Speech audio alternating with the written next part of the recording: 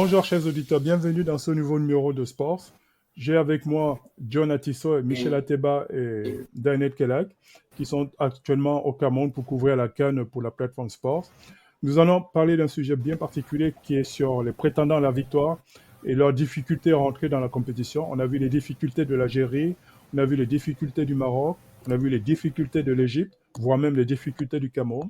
Donc on se pose la question, est-ce que ça préfigure des difficultés dans les prochaines rencontres, dont des grosses surprises pendant la CAN, ou est-ce que c'est juste quelque chose de normal qu'on constate par ailleurs dans d'autres compétitions où les prétendants ont souvent du mal à commencer?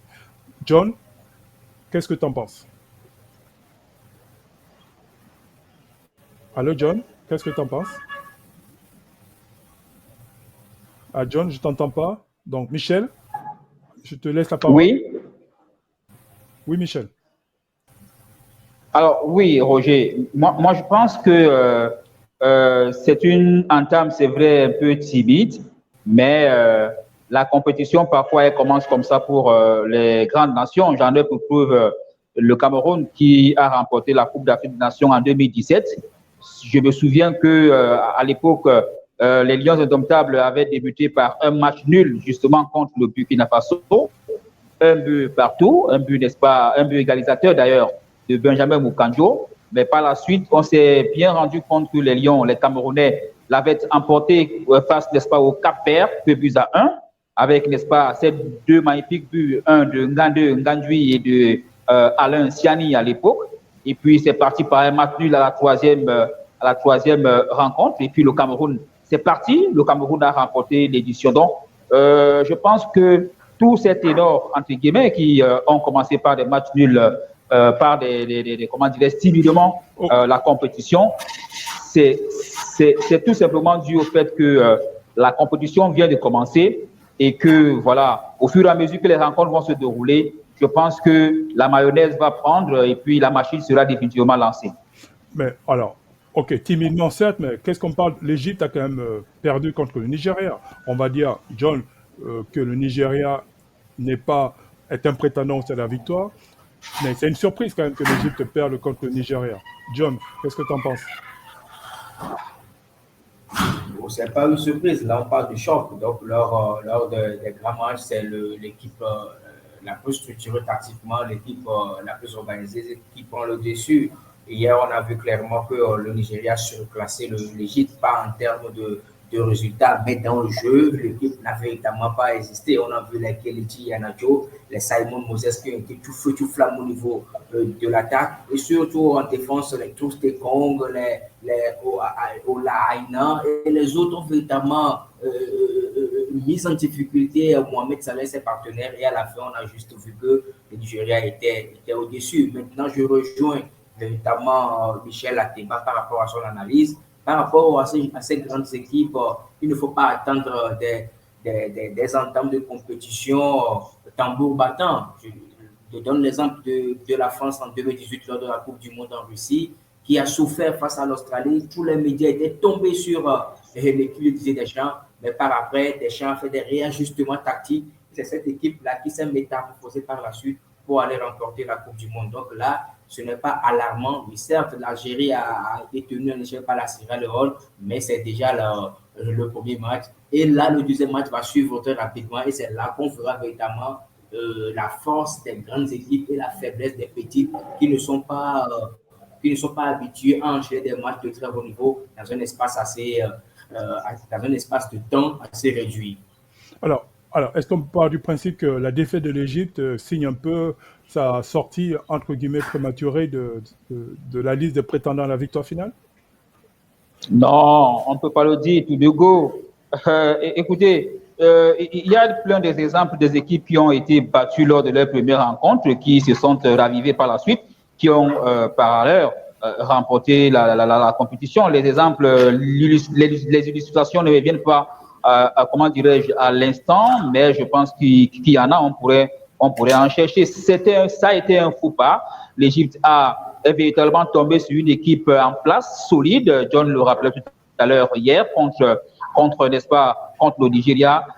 C'était l'Égypte avait un mur devant elle. Donc, elle a fléchi, mais l'Égypte reste cette grande nation de football avec des individualités, Mohamed Salah, Trezeguet et bien d'autres qui, n'est-ce pas, peuvent, n'est-ce pas, on va dire quoi, faire la différence à tout moment et à chaque moment. Donc, moi, je pense, et puis, l'Égypte, le prochain adversaire de l'Égypte, c'est qui?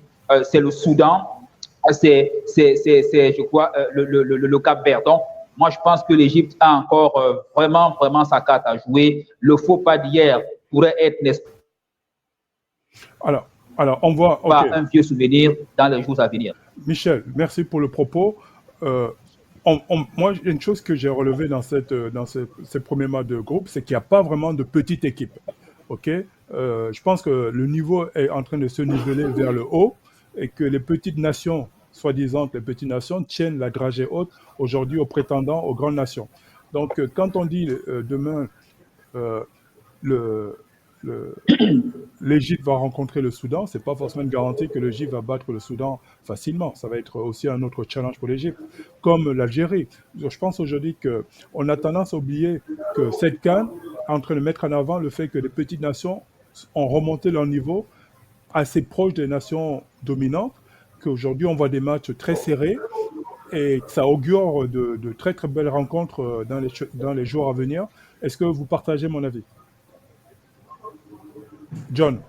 Oui, je suis parfaitement d'accord avec vous, Roger. Oui, je suis parfaitement d'accord. On a vu que ça fait pratiquement 4 ou 5 éditions de Cannes qu'il y a des équipes non attendues qui créent la sensation. On a vu le Cap-Vert en 2013 lors de sa première participation qui s'est directement qualifié pour les quarts de finale. En 2015, c'est la Guinée équatoriale, pays organisateur, qui s'est hissé en demi-finale. En 2017, c'est la Guinée-Bissau qui a enchanté plus d'un par le style de jeu produit, même si l'équipe a été finalement éliminée lors du premier tour. En 2019, c'est Madagascar qui s'est hissé jusqu'en quart en éliminant en huitième de finale la RDC. Donc, cela veut dire que oui, il y a ce nivellement vers le haut du football africain, mais il faut savoir que les grands tiennent toujours la dragée haute.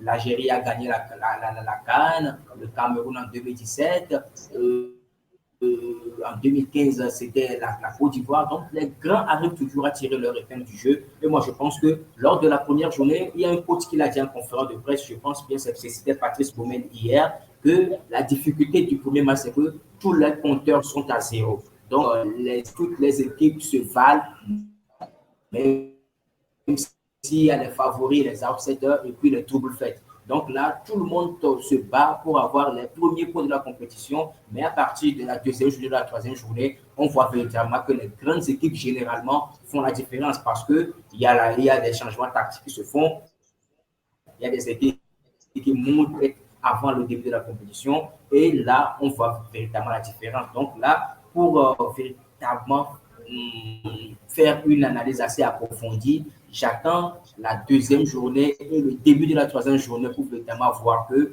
s'il y aura véritablement des sensations au niveau des petits poussins. Ok, d'accord. Merci, John. Rapidement, Michel, est-ce qu'aujourd'hui on peut penser que les favoris à la victoire finale sortiront des phases de poule?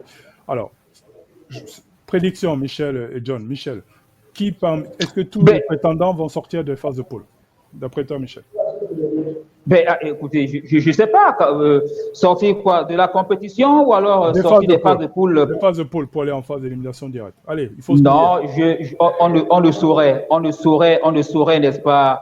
On ne saurait le dire comme ça, tout d'égo, Roger, ce serait dangereux. C'est d'ailleurs un exercice que je ne souhaiterais pas que beaucoup le fassent parce que là, nous sommes encore au niveau des prédictions, c'est vrai. Vous savez, un match de football, c'est parfois 90 minutes. Comme l'a si bien dit tout à l'heure John Atisso, je pense que la deuxième journée, n'est-ce pas, pourrait véritablement donner le ton pour voir si jamais il y a quelques cadors ou ténors qui pourraient, n'est-ce pas, rester au second tour. Donc, pour la suite, je pense que tout va se jouer. D'ailleurs, la deuxième journée commence demain jeudi avec le Cameroun qui va affronter l'Éthiopie. Là, on saura si le Cameroun est déjà qualifié pour le second tour ou pas. Maintenant, moi, je ne doute pas un seul instant, justement, de ces cadors, le Sénégal, le Ghana, même s'il a perdu le Maroc, l'Algérie. n'est-ce pas, l'Égypte et même le Cameroun, pourquoi pas. Je suis convaincu que beaucoup parmi ces équipes-là vont tirer leur épingle du jeu et se qualifier pour les huitièmes de finale. Bon, ok, merci Michel. Tu ne m'as pas donné ta prédiction, mais de comprendre que pour toi, la plupart des prétendants sortiront des phases de poule. Oui. Ok, on verra donc à partir Oui. des seconds matchs, on le saura, c'est clair. Donc ça, c'est évident. Oui, John. Oui, je pense qu'avec l'actuel format de 24 équipes, et pratiquement les meilleurs troisièmes sont qualifiés. Je pense que sauf cataclysme, les cadors seront au rendez-vous. Quand on prend la poule A, le Burkina va véritablement se relancer par après, même si ça sera difficile face au Cap-Vert. Mais le Burkina Faso peut tirer son épingle du jeu avec le Cameroun, pourquoi pas le Cap-Vert, en étant les trois, en se qualifiant pour les huitièmes de finale. Quand on prend le groupe B, je pense que c'est on a des petits soucis, des petits soucis réseau parce que ce podcast se fait sur Internet via notre plateforme. Oui, oui, John, on a des petits soucis. Comme on est sur Internet, on fait notre podcast sur Internet, on a des petits soucis réseau avec notre équipe au Cameroun. Ok, Michel, John, merci pour... Oui, merci. Oui, John et Michel, merci pour cette participation à ce podcast.